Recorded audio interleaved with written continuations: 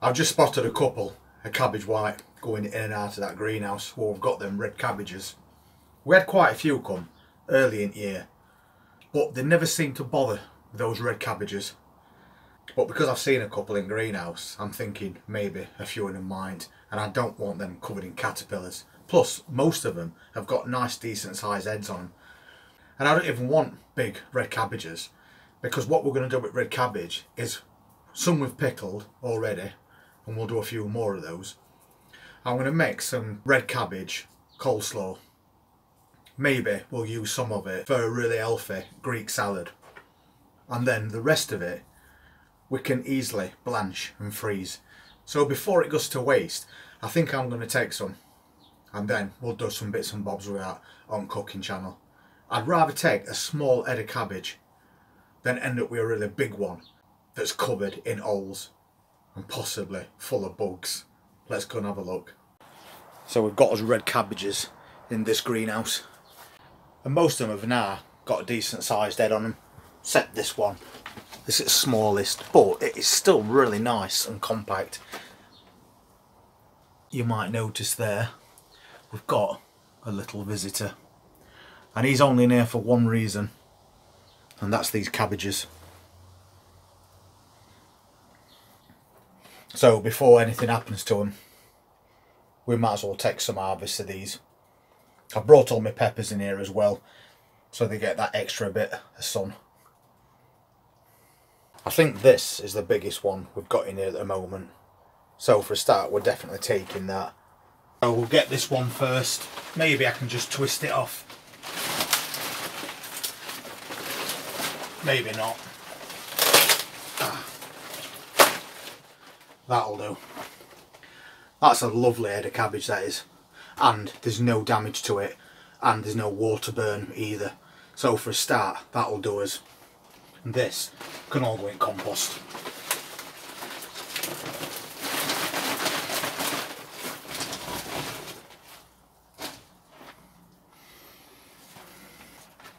This one's quite a bit smaller. I'm just trying to get a couple of the biggest ones, and I think this one is the next biggest one, so we'll take that because that also doesn't look like it's got any damage.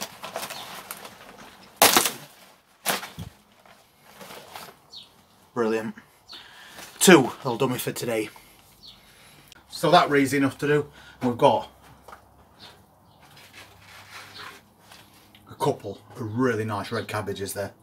They're going to be perfect for those meals that we're going to prep. Nice and compact. When it gets to this time of year, you've got to beat those butterflies. And I can't see anything on these, so I think we've managed that one today. I'm going to take off these outer leaves.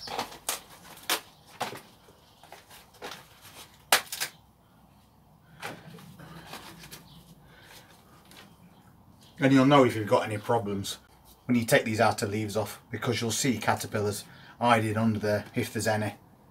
And as far as I can see, there isn't one. So we can just leave it like that. Lovely head of cabbage. Proper solid, that is.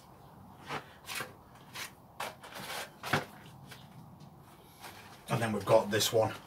We'll do the same thing with that. There's no point in taking these leaves into house to take them off in the kitchen to bring them back to compost. So we're thinking today.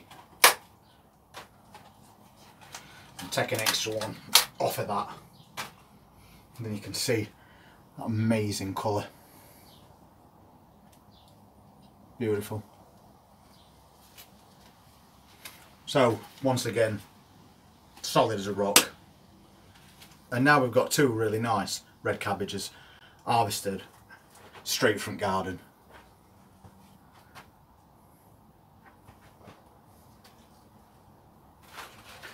Get that straight in compost. I think it's amazing when you spend all that time growing your vegetables and you get results like that. But not only is that there for today, that can be there for months to come. As long as you preserve all your excess. There's no way with all these coming ready at the same time we can get through 10 red cabbages before they're no good. So that's why we do what we do on Cooking Channel. There's a link in the description to the Cooking Channel if you've not seen it. We've got lots of videos on there that show you how we preserve these excess amounts of vegetables, so then we can still be eating them all the way through autumn and winter. Now I've took these two, I'll get something done with them, and then I'm going to harvest all the rest that's in there, because even the smallest one, which has got an head that big, is just enough to make up a really tasty coleslaw. And all we need to make the coleslaw is carrot and onion, and we've already harvested those over the last couple of weeks, and there's still plenty more to come. So keep your eye out on that Cooking Channel for that red cabbage coleslaw recipe, and maybe a Greek salad as well. And if you do harvesting the way I do harvesting, you'll never miss out on anything. I've already made those mistakes in past when I've waited for cauliflowers to get just a little bigger and they've split open in space of a day, and then they're just no good. So when I see something that's big enough for me, then it's going to get taken and used and we'll move on. But that is a perfectly acceptable head of cabbage. I've always found that red cabbage is really easy to grow. And those particular ones that we're harvesting now, I planted in October last year. It's very tiny plants. And they went all the way through autumn, all the way through winter. And we know winter in this country was quite harsh. And then since then, the weather has been quite harsh as well, swinging from one thing to other. But they have just shrugged that off. They're very hardy plants. So if you've not already grown yourself some red cabbage, you could sow some seeds and grow yourself a few. Because you know, if they're not even ready to harvest by autumn, they'll stand through autumn and winter, and then you can harvest those in early spring, and that'll be your first crop of the year. So that's maybe something worth having a go at as well. Because apart from the cabbage white, they seem virtually indestructible. But we're dealing with that problem now. And that particular variety of red cabbage is called red drumhead. And I've already mentioned how versatile that red cabbage is. You can use it for coleslaws, you can use it for stir fries, you can use it in salads, and you can freeze it and pickle it. So you've got lots and lots of options of what you want to do with one of those as soon as they come ready. So there's very little chance that any of that's going to go to waste. Apart from those cabbages, I've just managed to grab this in a couple more cherry tomatoes.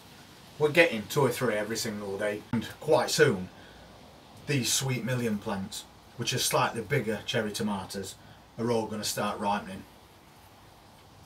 So then we're going to have loads and loads. See you next time.